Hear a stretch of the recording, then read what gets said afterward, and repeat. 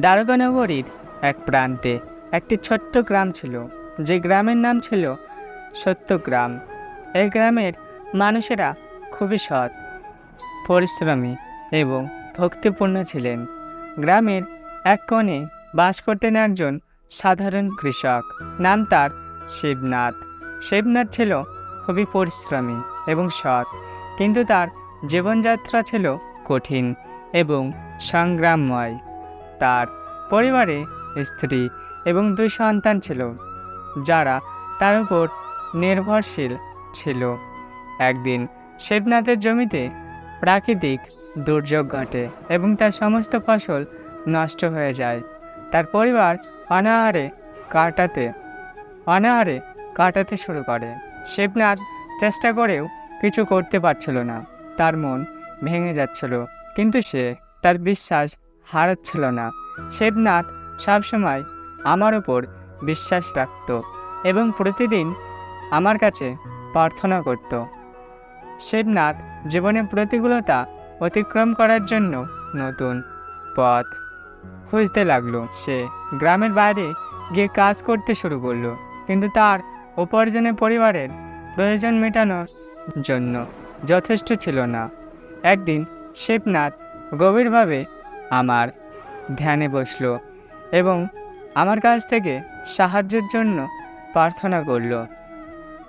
শিবনাথের ধ্যানে আমি আবির্ভূত হলাম এবং বললাম, শিবনাথ, জীবন সংগ্রামময়, কিন্তু তুমি যদি নিজেকে পুরোপুরি উৎসর্গ করতে পারো তবে সাফল্য আসবে। তোমার আত্মনিবেদন এবং পরিশ্রমী তোমাকে পথ দেখাবে। বিশ্বাস রেখো এবং সংগ্রাম চালিয়ে যাও।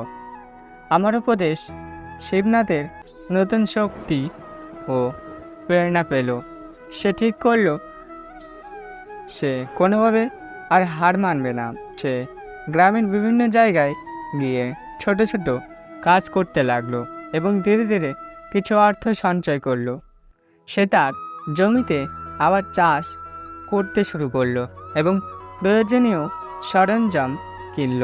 শিবনাথ প্রতিদিন তার জমিতে কঠোর পরিশ্রম করতে লাগলো এবং আমার উপর ভরসা রাখলো।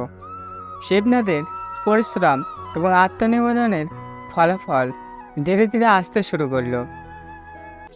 তার জমিতে আবার ফসল ফলতে শুরু করলো। সে তার পরিবারের প্রয়োজন মেটাতে সক্ষম হলো। গ্রামের মানুষ শিবনাথের এই অদম্য মনোবল এবং সংগ্রাম দেখে মুগ্ধ হলেন।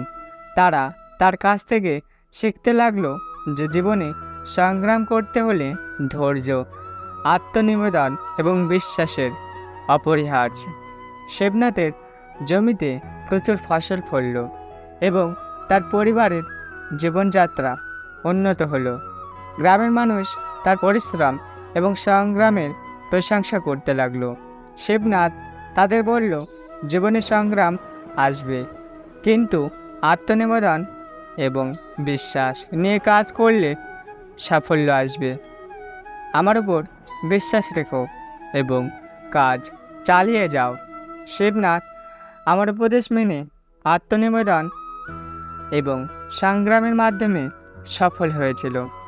তার এই আত্মনিবেদন এবং পরিশ্রম তাকে জীবনের প্রতিকূলতা অতিক্রম করতে সাহায্য করেছিল।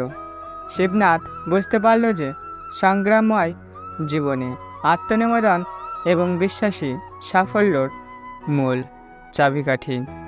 এই গল্পটি আমাদের শেখায় যে জীবনে সংগ্রাম আসবে, কিন্তু আত্মনিবেদন এবং বিশ্বাস নিয়ে কাজ